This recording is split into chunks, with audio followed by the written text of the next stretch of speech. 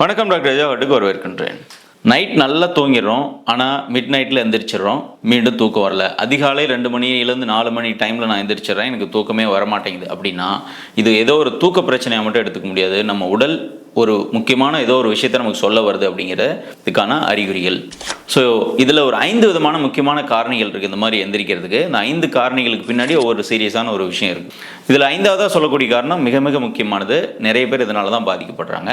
So இந்த 5 காரணிகள் என்ன, இதை சரி பண்ணிக்கிறதுக்கு ஒரு 5 சிம்பிள் டிப்ஸ் சொல்லியிருக்கிறேன். ஸோ கடைசி வரைக்கும் பாருங்கள். கடைசி பாயிண்ட் ரொம்ப எல்லாத்துக்கும் அப்ளிகபிளான பாயிண்ட்டாக இருக்கும். ஃபுல்லாக பாருங்கள். முதல் காரணம் ஸ்ட்ரெஸ் மற்றும் ஆன்சைட்டி, மன அழுத்தம் மற்றும் பய உணர்வு. சில நபர்களுக்கு நல்லா அவங்களுக்கே தெரியும் நமக்கு ஸ்ட்ரெஸ் இருக்குது அப்படின்னு. நம்ம ரொம்ப தீவிரமான மன அழுத்தத்தில் தான் இருக்கோம் அல்லது பய உணர்வுல ஏதோ ஒரு விஷயத்துக்கு பயந்துகிட்டே இருக்குன்னு அவங்களுக்கே தெரியும். ஆனால் நிறைய பேருக்கு அது தெரியறதில்ல.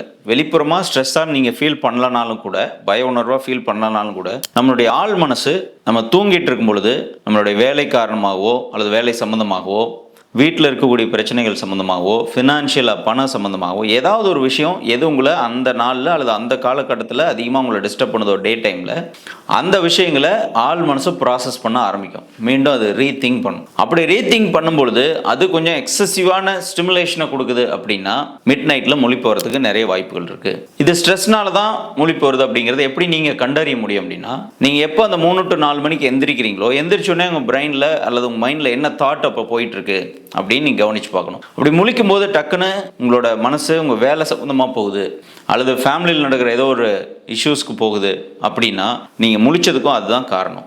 ஏனென்றால் இந்த அதிகாலை 2 to 4 அப்படிங்கிறது நம்ம தூங்கிட்டு இருக்கும் பொழுது நம்ம பிரெயின் மற்ற விஷயங்கள் எல்லாம் விட்டுட்டு, அந்த நாள் முழுக்க நடந்த சின்ன சின்ன விஷயங்கள் எல்லாம் விட்டுட்டு, எது அதிக முக்கியத்துவம் வாய்ந்ததோ அதிகமாக நீங்கள் அந்த டே டைமில் நம்ம சிந்திச்சோமோ அந்த விஷயங்களை மீண்டும் ரீப்ராசஸ் பண்ணோம்.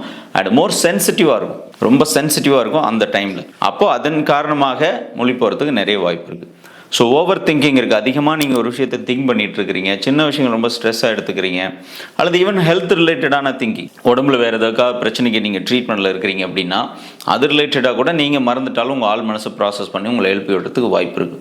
ஸோ இந்த மாதிரி இருந்தது அப்படின்னா உங்களோட ஓவர் திங்கிங் ஒரு ஸ்ட்ரெஸ்னால் வருது அப்படிங்கிறத நீங்கள் ஐடென்டிஃபை பண்ணி அதை அட்ரஸ் பண்ணுங்கள். அதுக்கான ரெமெடிஸை நான் லாஸ்ட்டாக சொல்கிறேன். 2வது காரணம் பிளட் சுகர் லெவலில் ஏற்படக்கூடிய ஃப்ளக்சுவேஷன்ஸ். சர்க்கரை இருப்பவர்களுக்கு நைட்டில் படுக்கும்போது ரொம்ப ஹெவி மீல் எடுத்துகிட்டு படுக்கிறீங்க அல்லது ஏதாவது ஸ்வீட்ஸ் ஏதாவது சாப்பிட்டுட்டு படுக்கிறோம் அப்படின்னா அப்போ ரொம்ப ஹைப்பர் கிளைசிமிக், அதிகமான சர்க்கரையின் அளவு இருக்கும். இதனால் தூக்கம் வர்றது லேட் ஆகலாம். அதே மாதிரி நல்லா தூங்கிடுறீங்க, தூங்கினதுக்கு பிறகு திரும்ப அது லோ சுகராக போகுது அப்படின்னா அந்த லோ சுகர் போகும் பொழுது நம்ம பாடியில் அட்ரினலின் அண்ட் கார்டிசால் இது ரெண்டும் உற்பத்தி மிகுதியாக இருக்கும். அதை சரி பண்ணிக்கிறதுக்காக இந்த கார்டிசால் எப்போ நம்ம பிளட்ல அதிகமாக வருதோ அப்போ நம்ம முழிப்பு வந்துடும். ஏன்னா அந்த கார்டிசால் ஒரு வேக்கப் ஹார்மோன் தான், முழிப்பு வர வைக்கக்கூடிய ஒரு hormone. So blood sugar fluctuations இருந்தாலும் இந்த மாதிரி cortisol pumps and adrenaline pump ஆகும்பொழுது நமக்கு தூக்கத்திலேருந்து முழிப்பு வரதுக்கு நிறைய வாய்ப்பு இருக்குது.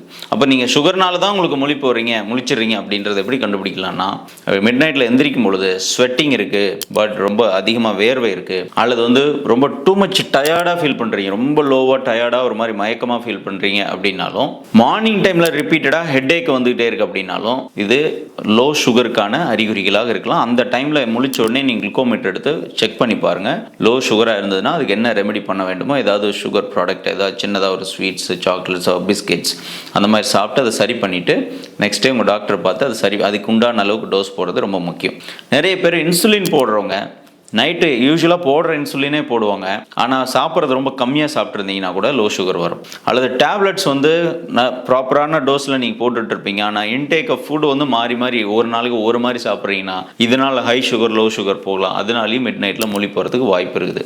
ஸோ இந்த மாதிரி முழிச்சிட்டிங்கன்னா நீங்கள் டயபெட்டிக்காக இருந்தீங்கன்னா குளுக்கோமீட்டரில் குளுக்கோஸ் செக் பண்ணி பார்க்குறது ரொம்ப முக்கியம். 3வது ரீசன் கார்டிசால் இம்பேலன்சஸ்.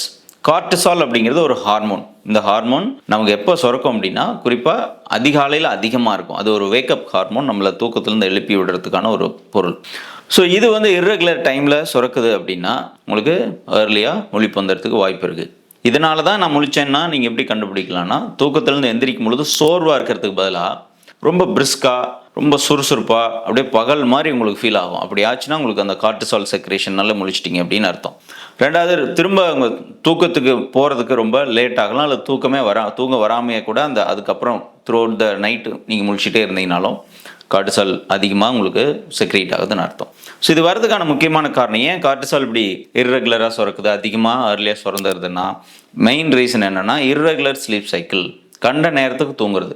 ஒரு நாளைக்கு 9 மணிக்கு தூங்குறது, ஒரு நாளைக்கு 11 மணிக்கு, ஒரு நாளைக்கு 2 மணிக்கு தூங்குறது, ஒரு நாளைக்கு 12 மணிக்கு தூங்குறது. இந்த மாதிரி இர்ரெகுலர் டைமில் நீங்கள் தூங்குனீங்கன்னா இந்த எப்போ கார்டிசால் வந்து அதிகமாக செக்ரீட் ஆகணுங்கிறதுக்கான நிதானம் இல்லாமல் அதுவும் இர்ரெகுலர் டைமில் சுரந்து உங்களை எப்போ வேணாலும் எழுப்பி விட்டுக்கிட்டே இருக்கும்.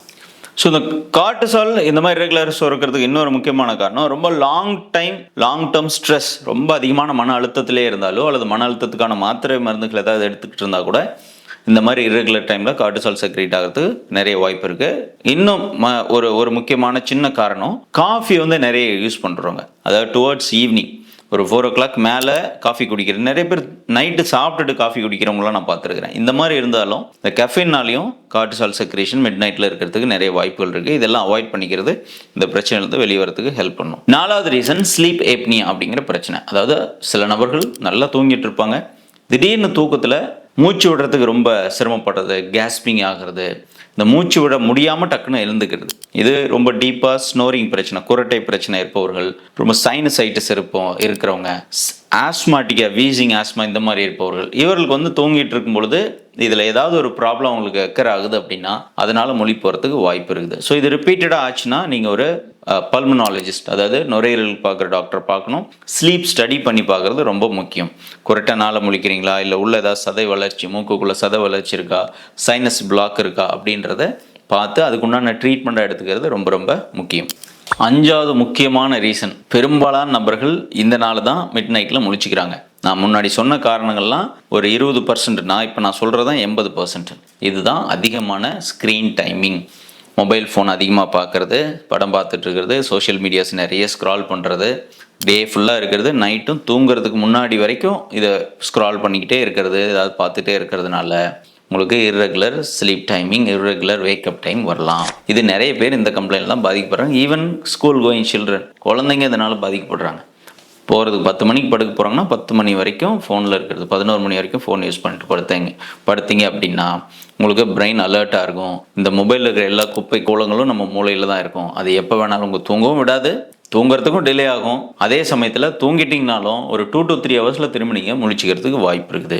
ஸோ இந்த மாதிரி இருந்ததுன்னா டே டைம் ட்ரௌசினஸ் இருக்கும், பகல் நேரங்களில் பயங்கரமான சோர்வு இருக்கும், மெமரி லாஸ் வரும், எந்த ஒரு விஷயத்தையும் ஃபோக்கஸ் பண்ண முடியாது. உங்கள் முன்னாடி ஒரு சின்ன ஒரு புள்ளி வச்சு நீங்கள் பார்க்கணும்னு நினச்சா கூட புள்ளி கண்ணுக்கு தெரியாது, புள்ளி சுற்றி உள்ள எல்லாம் சேர்ந்து தான் உங்கள் கண்ணுக்கு தெரியும். ஸோ விச் மீன்ஸ் உங்கள் ஃபோக்கஸ் ரொம்ப கம்மியாகுது அப்படின்னு அர்த்தம். திங்கிங் இருக்காது, எந்த ஒரு புது விஷயத்தையும் திங்க் பண்ண முடியாது, ரொம்ப ஸ்ட்ரெஸ் ஆகும். இதனால் டே டைமில் பயங்கரமான ஸ்ட்ரெஸ் ஆகும், வேலையில் கவனம் செலுத்த முடியாது, படிப்பில் கவனம் செலுத்த முடியாது, ப்ராப்பராக ஃபேமிலி ரிலேஷன்ஷிப்ஸ் மெயின்டைன் பண்ணுறதுல இஷ்யூஸு, இது எல்லாமே வரதுக்கு காரணம் இந்த அதிகமான ஸ்க்ரீன் டைமிங். இதுதான் 80% people are affected with. So இதெல்லாம் மாற்றிக்கணும் அப்படின்னா இந்த மிட் நைட்டில் முழிக்கிறதுலேருந்து நீங்கள் வெளியில் வரணும், ப்ராப்பராக தூங்கணும் அப்படின்னா மினிமம் 7 hours வந்து எந்த டிஸ்டர்பன்ஸ் இல்லாமல் நம்மளோட அடல்ட் வந்து தூங்கணும். அதுக்கு நீங்கள் பண்ணிக்க வேண்டியது 5 விஷயங்கள். நம்பர் 1, எப்போவுமே தூங்குறதுக்கு முன்னாடி ஒரு 10 minutes பிரீத்திங் எக்ஸசைஸ் பண்ணிவிட்டு தூங்குங்க. 10 நிமிஷம் நல்ல டீப் பிரீத்திங் எக்ஸசைஸ் பண்ணிவிட்டு அதுக்கப்புறம் படுக்க போங்க. 2வது, காஃபி, டீ, சோடா, ஆல்கஹால் இந்த மாதிரியான ஸ்டிமுலன்ஸ் ஆர் பெவரேஜஸ் 2 மணிக்கு மேலே, ஈவினிங் 2 மணிக்கு மேலே குடிக்கிறது தவிருங்க. பிரச்சனை இருந்தால் கட்டாயம் தவிர்த்துருங்க. 3வது, ஸ்லீப் சைக்கிள் ஒரே மாதிரி இருக்கணும். எப்போ தூங்க போனாலும் 10 மணிக்கு தான் நீங்கள் தூங்க போகிறீங்கன்னா அந்த 10 மணின்றதை எப்பவும் ஃபாலோ பண்ணுங்கள். 10 மணிக்கு தூக்கம் வருதோ இல்லையோ கண்ணை மூடி இருட்டில் படுக்கணும். நிறைய பேர் கேட்பாங்க, எனக்கு வேலையில் ஒரு நாளைக்கு 10 மணிக்கு முடியுது சார், ஒரு நாளைக்கு 12 மணிக்கு முடியுது, ஒரு நாளைக்கு 1 மணிக்கு தான் நான் முடிப்பேன் வேலையை அப்படின்னா கண்டிப்பாக அந்த பிரச்சனை வரும். அதை சரி பண்ணிக்கிட்டு நீங்கள் 12 மணிக்கு தூங்கினாலும் பரவாயில்ல, ரெகுலராகவே 12 மணிக்கே தூங்க போகிற மாதிரி நீங்கள் பார்த்துக்கிட்டீங்க அப்படின்னா உங்கள் ஸ்லீப் சைக்கிள் பெட்டர் ஆகும். 4th முக்கியமான ரீசன்னா, டே டைமில் பாடி டயர்ட் ஆகிற வரைக்கும் ஏதாவது ஒரு எக்ஸசைஸோ ஒர்க் அவுட்டோ டே டைமில் பண்ண வேண்டியது ரொம்ப ரொம்ப முக்கியம். இது உங்களோட அட்ரினலின், கார்டிசால் லெவல்ஸ் இது எல்லாத்தையும் சீராக்கிறதுக்கு ரொம்ப ரொம்ப உதவி செய்யுது. உடல் வந்து நேச்சுரலாக வேலை செஞ்சு டயர்ட் ஆச்சுன்னா தான் உங்களுக்கு தூக்கத்துலேயும் அந்த டயர்ட்னஸில் அந்த 7 hours ஆஃப் ஸ்லீப் வந்து மெயின்டைன் ஆகும்.